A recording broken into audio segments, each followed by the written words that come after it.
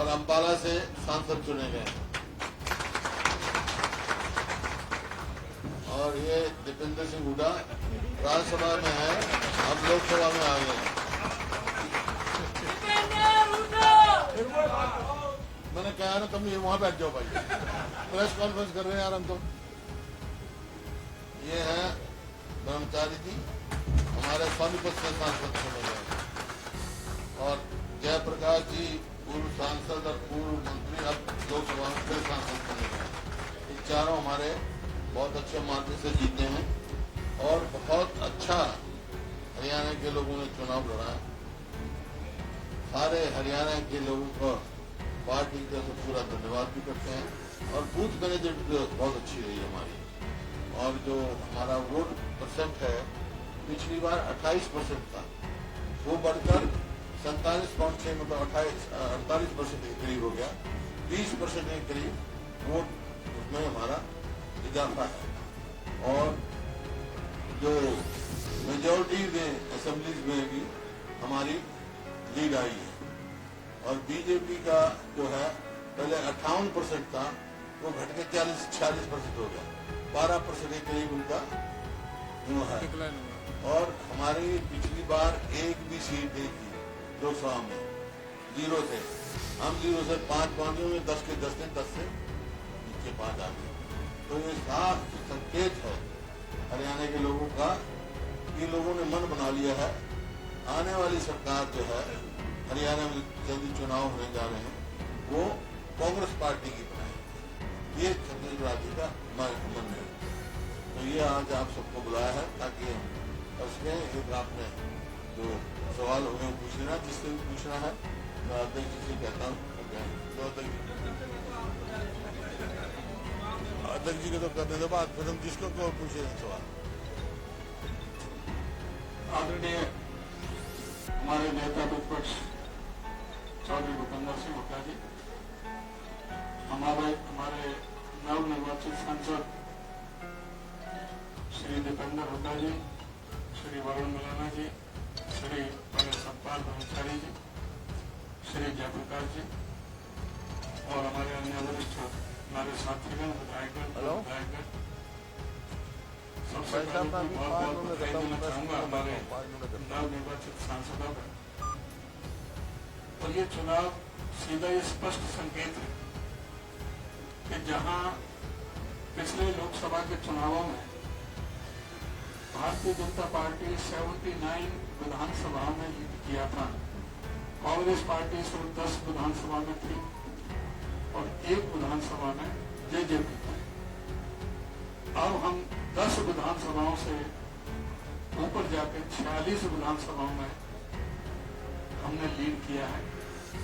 0 से हम 5% संसद में पहुंचे हैं और बीजेपी का 12% वोट गिरा है और हमारा 18% वोट बढ़ा है, 20% सीधा।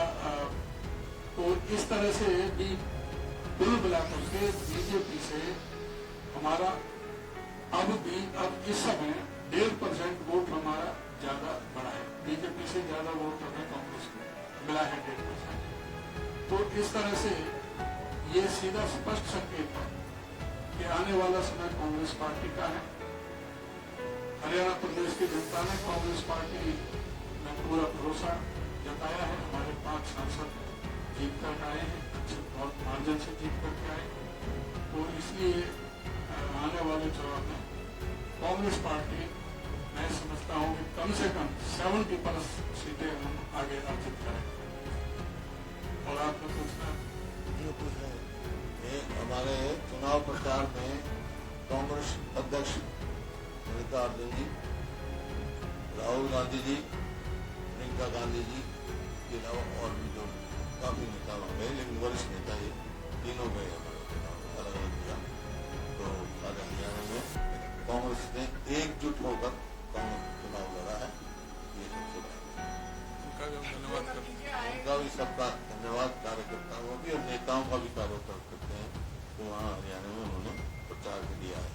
आप लोगों की चर्चा टिकट बंटवारे के बाद जो शुरू हुई कहीं माहौल बना, अब नतीजे जो आए, कहाँ से आप लोग संतुष्ट हैं या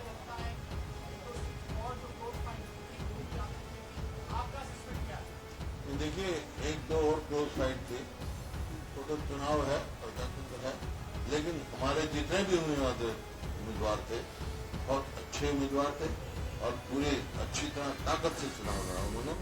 वो थोड़ा बहुत कोई एक दो सीट कम वोटों से रह गई, कोई बात नहीं, लेकिन वोट परसेंटेज हमारी शायद जो इंडिया अलायंस के आप लोग हैं तो पूरे देश में सबसे ज्यादा है वोट परसेंटेज, हमारे बाद कर्नाटक में। तो इस प्रकार से कांग्रेस के हमारे बिल्कुल संतुष्ट हैं चुनाव के नतीजों में। बंटवारे को भी दिया गया कि कांग्रेस ने भाजपा से बाद में पार्टियों से बात की, बंटवारे को भी काफी क्रेडिट दिया गया। हरियाणा में इस बार कांग्रेस ने अच्छा बेहतरीन संतुलन में बंटवारा किया। देखिए, वो तो पार्टी का फैसला था। पार्टी ने पहले कहा था कि हम अच्छे कैंडिडेट देंगे और मैं पार्टी हाईकमान का आभारी हूँ कि उन्हें बहुत ही मजबूत और अच्छे कैंडिडेट हैं।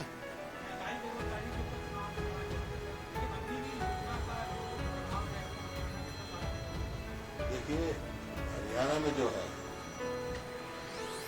जो प्रदेश 2014 में प्रति व्यक्ति आय में, प्रति व्यक्ति निवेश में, कानून व्यवस्था में, नौकरी देने में, खेल खिलाड़ियों में नंबर 1 प्रदेश में, इनके 10 साल के राज में अब हम नंबर 1 हो गए।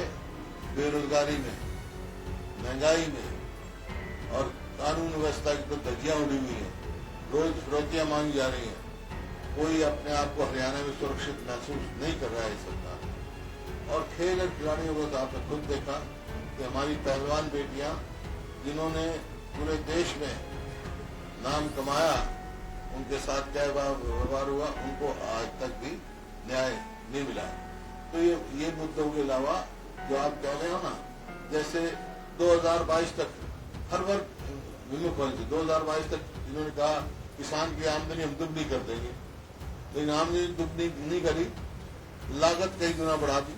क्या भाव था डीजल का 2014 में, क्या भाव था आपका खाद का, क्या भाव था कीटनाशक दवाई का, तो लागत तो बढ़ गई, आमदनी बढ़ी नहीं। हरियाणा में तो एमएसपी भी नहीं मिलता।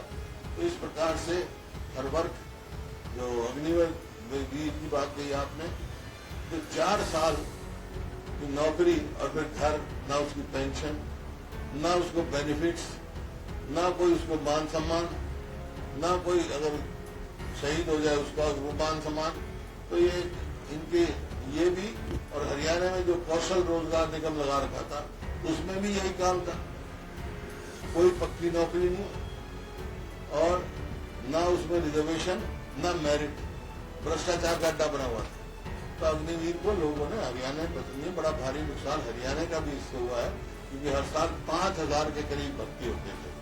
अब इसके हिसाब से तो 10% रह जाएंगे। तो ये है अग्निवीर का एक मुद्दा था, किसानों का मुद्दा था, गरीब आदमी का मुद्दा था।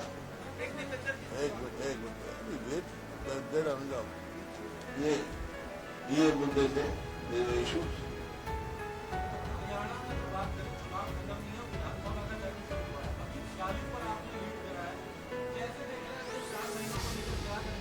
पिछली 19 में 10 पे लीड किया था, 31 पे पहुंचे थे। अब 46 पे लीड करा तो आप अंदाजा लगा सकते हो कितने पहुंचेंगे। 70 प्लस का बोल दिया है, 70 पार का कर दिया। नारा तो देखो, नारों से नहीं, हम नारों से नहीं, हम नारे काम से वोट मिले। नारे तो कोई कितने पार लगा रहे थे, ये 75 पार लगा रहे थे पिछली बार, 40 आई। अब के क्या कितने पार लगा रहे थे, 400 पार कितनी आई। तो ये है कि हमारे काम से जो 10 साल का आंकलन किया लोगों ने, उसके हिसाब से हमारे को वोट मिले। लोकसभा क्षेत्रों में आप जाओगे कोई रैली या धन्यवाद? ऐसा है, हम तो अब ये आपसे बात करके सारे विधानसभाओं में जाएंगे और जो एक मोर्चा तो कांग्रेस पार्टी ने जीत लिया हरियाणा में, अब दूसरा मोर्चा जीतने के लिए हम अपना कार्य शुरू करेंगे। सारे विधानसभा क्षेत्र का हम कार्यक्रम बना रहे हैं।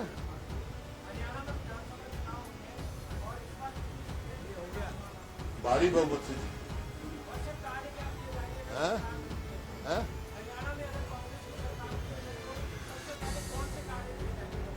हमारे वो हमारा मैनिफेस्टो बन रहा है, बता रखा है, चाहे वो ओल्ड एज पेंशन हो, चाहे आपका ओल्ड पेंशन स्कीम हो, ये कई 4-5 वादे पूरे किए हैं, जिनकी बता देंगे वो हम कर रहे हैं। और भी मैनिफेस्टो बना तैयार हो रहा है, जल्द ही वहाँ आएगा। और बोलो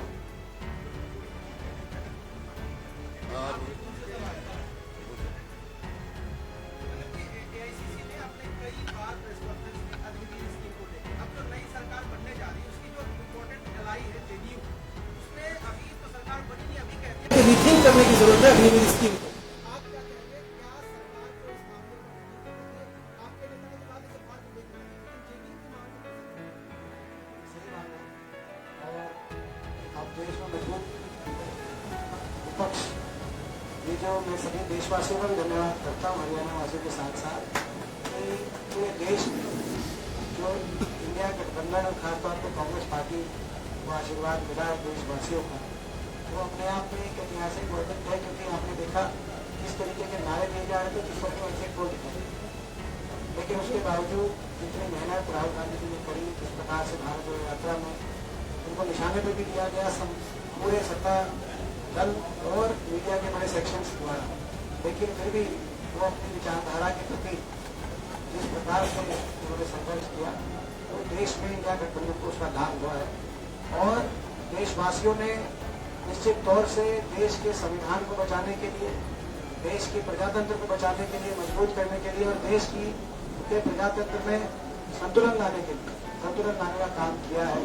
तो देशवासी बधाई के पात्र है। प्रजातंत्र, देश का प्रजातंत्र, मैं ये कहना चाहूँगा कि प्रजातंत्र की जय, ये नतीजा जो है वो देश के प्रजातंत्र को मजबूत करने वाला नतीजा साबित हुआ। और ये जो सारे गलत फैसले जिसमें अग्निवीर भी, इन फैसलों पे हम लोग, हमारा ये प्रयास रहेगा ये फैसले वापिस करने के लिए अपनी जो अपनी भूमिका निभा सकें। एक सवाल आपसे आपकी जीत को लेकर है, रोहतक की जीत का आकलन किस तरह से करते हैं? क्योंकि एक बार जो देखा पुराने चुनाव के मुकाबले 9 की 9 विधानसभा में आपकी जीत लगातार बरकरार रही और हरियाणा की वोट मार्जिन के हिसाब से सबसे बड़ी जीत। मैं रोहतक लोकसभा क्षेत्रवासियों का बहुत बहुत धन्यवाद करता हूँ कि इतना बड़ा आशीर्वाद रोहतक लोकसभा क्षेत्रवासियों ने दिया है। और मैं समझता हूँ कि जो ये जो जीत है ये पूरी तरीके से रोहतक की जनता की जीत, ये हमारे कार्यकर्ताओं की मेहनत की जीत है। लोगों ने ये चुनाव लड़ा है, मेरा तो केवल नाम मात्र था, ये असली चुनाव रोहतक की 36 बिरादरी के लोगों ने असली चुनाव लड़ा है। ये मैं अपनी जीत रोहतक के 36 बिरादरी के हर रोहतक वासी, रोहतक लोकसभा क्षेत्रवासी को मैं अपनी जीत समर्पित करता हूँ। और मैं अपनी जीत अपने कार्यकर्ताओं को समर्पित करता हूँ, जो इतनी मेहनत करी, ये उन्हीं की जीत है। और ये जो हमने सारे हरियाणा में एक बात रखी थी कि भाई ये चुनाव वोट एक है, लेकिन ये वाया दिल्ली चंडीगढ़ जाने का भी चुनाव है। तो एक चुनाव जैसे कहा होगा साहब ने, हमने पता कर लिया है, और दूसरी हमारी जो मंजिल है उसकी तरफ हम कदम बढ़े। राहुल गांधी को अब पार्लियामेंट के अंदर लीड करना चाहिए, साहब का भी आया, आपको क्या लगता है कि समय है कि राहुल गांधी कम से कम ऑपोजिशन जनता का सही समय पर चुनाव कर रहे हैं, राहुल गांधी को आगे आकर लीड करना चाहिए? देखिए, ये मैं समझता हूँ कि आज जो संख्या बल बीजेपी के पास आई है, लेकिन नैतिक बल हमारे पास इंडिया गठबंधन, और नैतिक बल की अपनी एक चमत्कार होता है प्रजातंत्र में। देश की जनता ने नैतिक बल हमें दिया है। क्या परिस्थितियां रहेंगी ये अगर सरकार में और अगर इंडिया गठबंधन अगर विपक्ष में बैठने का फैसला इंडिया गठबंधन की ओर से रहेगा, मैं समझता हूँ गठबंधन उस पर अपनी राय बनाएगा। लेकिन सबसे उपयुक्त अगर नेता कोई है पूरे विपक्ष में, तो मैं समझता हूँ राहुल गांधी जी हैं, इसमें कोई दो राय नहीं। एक सवाल सर नेता प्रतिपक्ष से है, और ये आगे कांग्रेस की रणनीति क्या है? क्योंकि आप लोगों ने बार बार सवाल उठाया कि मौजूदा सरकार के पास संख्या बल नहीं है बहुमत साबित करने के लिए, प्रोटेस्ट करने के लिए, आगे आप क्या रणनीति कहेंगे लोगों को? देखिए, जो हरियाणा सरकार है लोगों का कॉन्फिडेंस खो दिया, माइनॉरिटी में चल रहे, नैतिकता के आधार पे कोई औचित्य नहीं है उनका सरकार में। एक तो स्वयं उनको छोड़ देनी चाहिए सरकार, और वो नहीं छोड़ते ना, राज्यपाल जी से हमने आग्रह किया है तो असेंबली डिसॉल्व करके फ्रेश मैंडेट और इस मामले में चर्चा करने के लिए 10 तारीख को 3 बजे हमने अपनी CLP की मीटिंग चंडीगढ़ में बुलाई। 10 तारीख। लेकिन सबसे जो संतुष्ट बात है, चुनाव में हार जीत हो जाती है, इसके नतीजे से मैं कह जो हरियाणा में जो इनका प्रयास था समाज को बांटने का, जात पात के नाम पर, धर्म के नाम पर, वो लोगों ने विफल कर दिया। वो समझ चुके हैं केवल वोट लेने का अधिकार है इनका, लोगों के भलाई का नहीं है, जन का नहीं, हरियाणा का हित का नहीं है। हरियाणा के लोग चाहते हैं रोजगार, विकास, शिक्षा, ये हर मोड़ पे हरियाणा सरकार विफल है।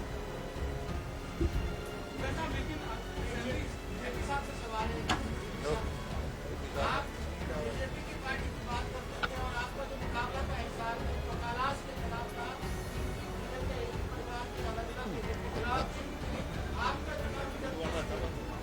मेरी तो उस परिवार से कभी लड़ाई नहीं हुई, परिवारों से नहीं लड़ाई होती। प्रजातंत्र में दौड़े है वो उनकी लड़ाई कांग्रेस से थी, मेरी लड़ाई भारतीय जनता पार्टी के प्रशासन के खिलाफ थी, किसी व्यक्ति विशेष से नहीं। और जो 2 उनके सहयोगी हैं, ऐसे तो ठीक बात है कि परिवार है, जो JJP और क्या बोलते उसको लोकदल INF, वो तो वोट काटू थे, वो तो उसके रणजीत सिंह के सहयोगी थे, उम्र ज्यादा थे रणजीत सिंह, तो इसलिए सारों ने मिलकर के घेरने का प्रयास किया।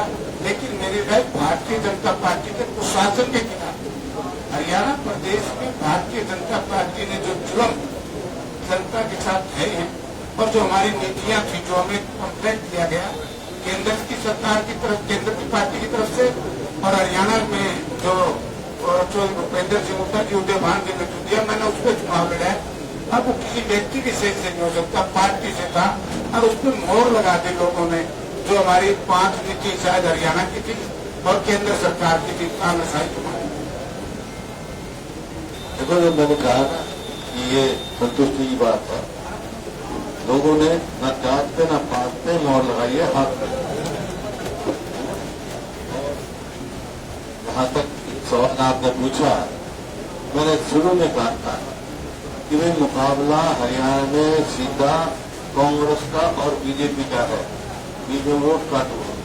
एक सवाल आया किसका किसके साथ मुकाबला है, भाई कांग्रेस का और बीजेपी से मुकाबला था, और ये जो वो दूसरे थे ना, उनका मुकाबला नोटा से था, नोटा से कर रहे।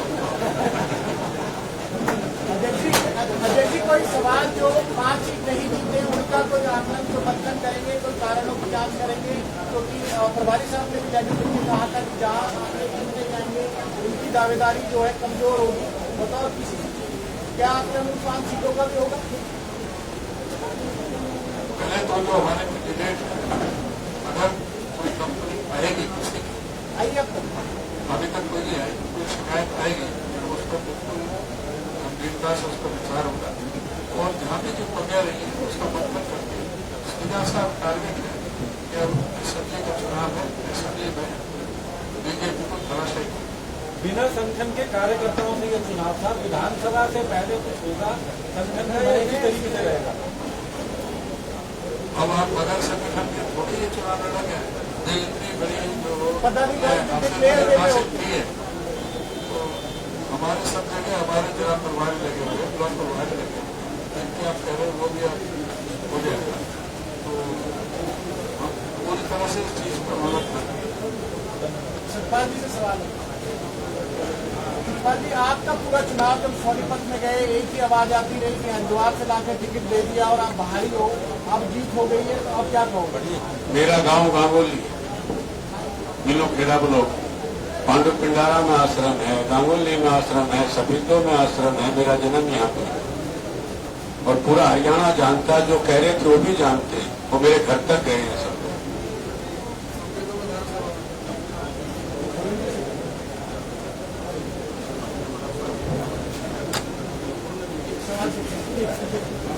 एक सवाल जो अंबाला है उसमें शहरी की जो बात की जाए तो शहर ऐसा रहा जहाँ कांग्रेस को वोट मिलते हैं, इसमें भी देखा तो ग्रामीण इलाकों में ज़्यादा मिले, लेकिन आप लोकसभा का आकलन अगर विधानसभा वाइज करते हैं तो अम्बाला शहर से भी आप जीत कर आए।